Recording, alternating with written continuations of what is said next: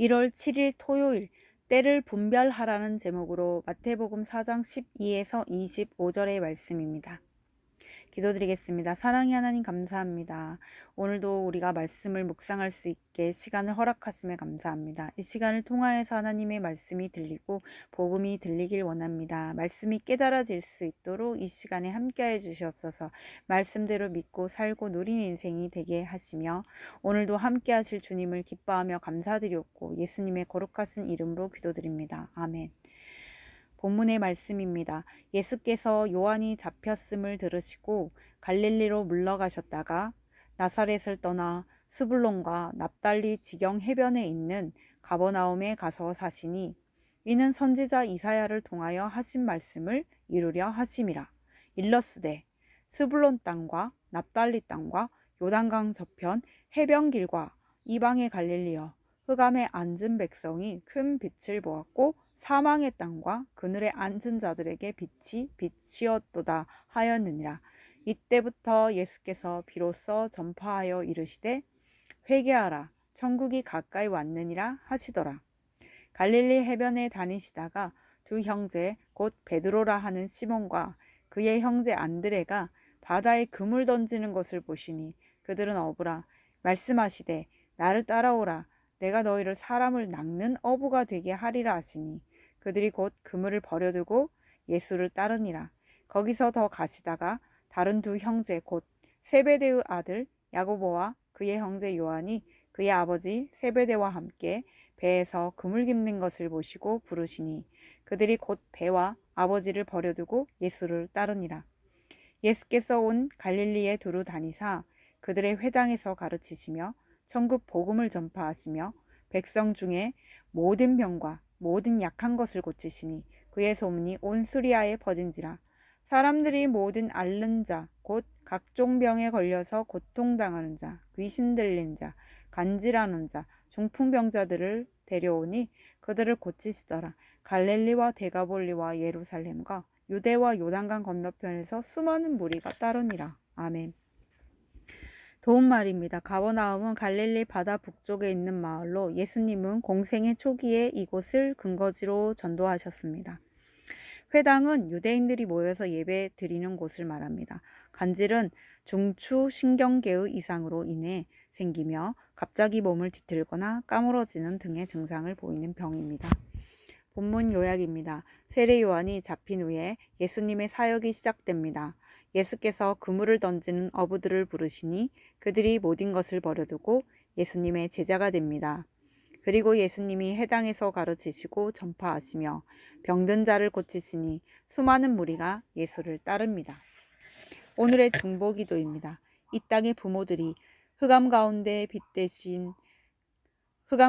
큰 빛이 되신 예수님을 보고 주님을 따르며 복음을 위해 살게 하옵소서. 아멘.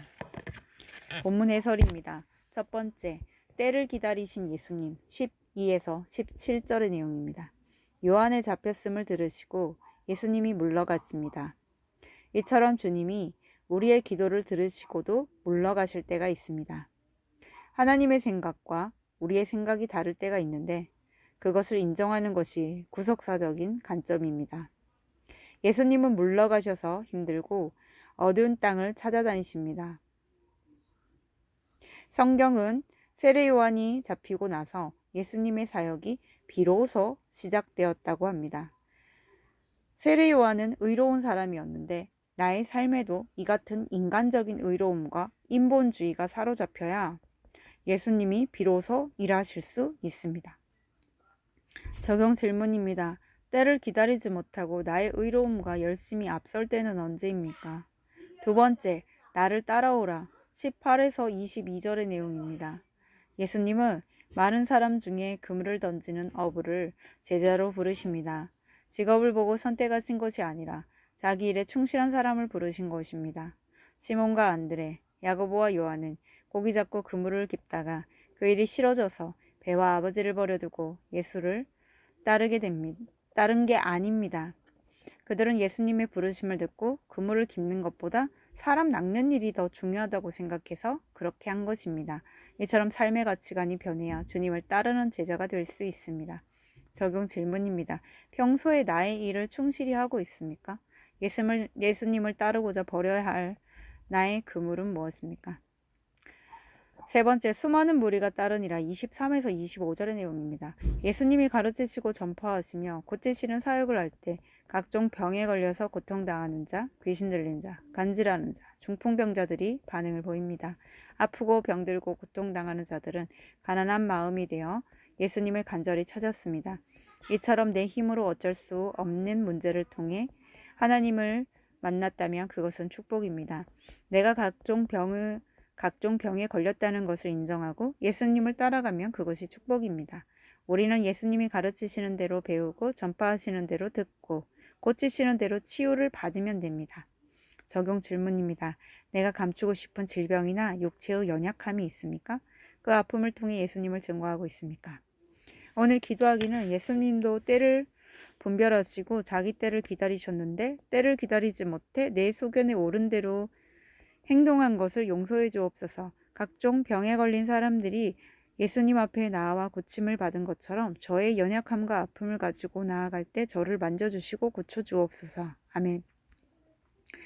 묵상 간증입니다. 비로소 보인 재란 제목으로 윤덕앤님의 말씀 적용글입니다. 저의 아버지는 본처를 두고 저를 낳아준 어머니와 두 집 살림을 하셨습니다. 그러다 제가 7살 때 어머니가 돌아가신 뒤 저는 믿음이 좋으셨던 아버지의 조강지처 밑에서 자랐습니다. 교회에서 학생회 회장까지 했다던 남편과 결혼했지만 거의 불신결혼과 다름없었고 시어머니와 백수인 시아주버님을 모시며 교회에 속한 유치원을 운영했습니다. 남편의 사업 실패로 온 가족을 먹여 살리며 교회에도 잘 나가고 봉사도 열심히 하니 제 의로 충만했습니다. 요한이 잡혔음을 들으시고도 예수님이 갈릴리로 물러가신 사건은 그 당시에는 이해할 수 없는 일이었을 것입니다. 당시 저와 떨어져 살던 고3 딸이 폭행을 당한 사건도 그랬습니다. 착하고 믿음 좋은 딸에게 온 이 일이 남편이 마중을 나가지 않아서 생긴 일이라고만 여겼지 제 삶의 뿌리 깊은 음란 때문에 온 것이라고는 생각하지 못했습니다. 그 일로 저는 2005년에 믿음의 공동체에 속하게 되었습니다. 이후 말씀으로 죄의 환경이 해석되면서 남편과의 불화로 제가 먼저 집을 나온 것과 딸이 저를 가장 필요로 할 때 엄마의 자리를 지키지 않은 제가 비로소 깨달아져 회개했습니다. 저는 유치원을 정리한 뒤 미술치료 자격증을 취득했습니다. 경제적으로 완전히 망한 상태라 한 푼이라도 더 벌어야 했지만 그 무렵 주일 설교에서 탈북 청소년들의 예화를 듣고 탈북 청소년 대안학교에서 자원봉사로 미술 치료를 시작했습니다. 탈북 과정에서 선교사님을 만나 어쩔 수 없이 성경을 쓰고 외워야 했던 학생 중에는 아직도 최고 권력자 믿듯이 하나님을 믿는 친구들이 있습니다. 그 모습 보며 저 역시 말씀 보고 억지로라도 적용하면 하나님이 한 걸 해주실 거야 라고 생각하는 뿌리 깊은 기복신앙이 있음을 깨닫게 됩니다. 그럼에도 내 의로 시작한 봉사를 겨자씨만한 믿음으로 여기시고 각종 병을 치료해 주시는 예수님이 계시기에 감히 치료사가 되어 탈북 학생들의 아픔을 듣게 하시니 감사합니다. 이분에 적용하기는 아들, 딸에게 고맙고 미안해, 사랑해 라고 기회 있을 때마다 말하겠습니다. 허세를 부리지 않고 다시 찾아온 경제적 고난을 공동체에 솔직히 나누겠습니다입니다.